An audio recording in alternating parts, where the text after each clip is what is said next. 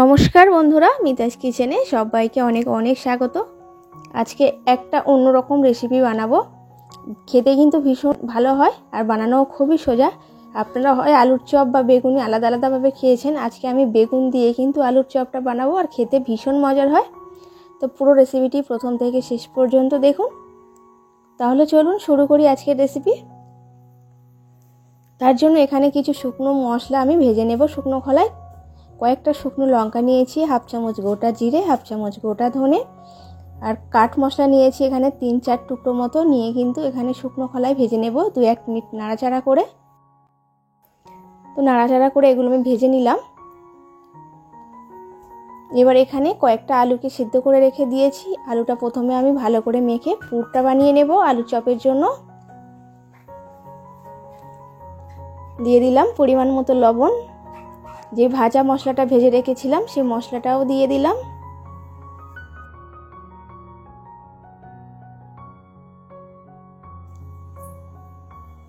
দেওয়ার পরে দিয়ে দিচ্ছি ধনেপাতা কুচি, দিয়ে খুব ভালো করে আলুটাকে মেখে নিতে হবে।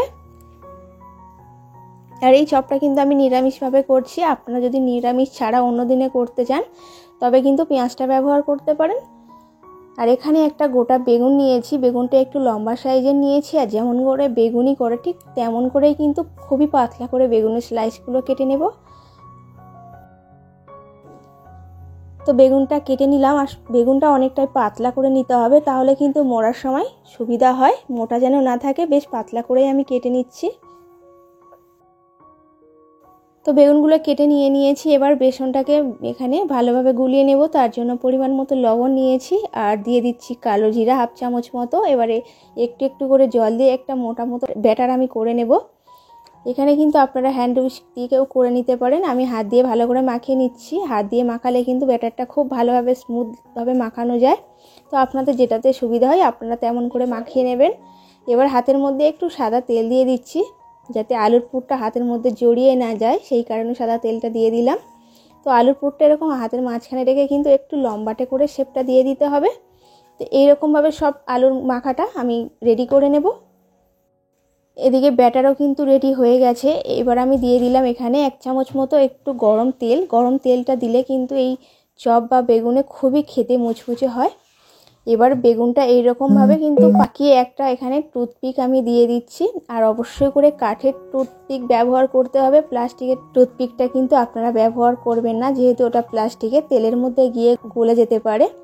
এখানে আমি কাঠেরটা ব্যবহার করেছি। আর একই রকমভাবে সব বেগুনগুলো আলুর মধ্যে এরকম দিয়ে দিয়েছি। দেওয়ার পরে বেসনের গোলায় ডুবিয়ে কিন্তু একটা একটা করে সবগুলো ভেজে নেব। আর এইভাবে কাটি দিয়ে দিলে কিন্তু ছেড়ে যাওয়ারও ভয় থাকবে না। আর বেসনের গোলাটা একটু মোটা করে রেখেছি।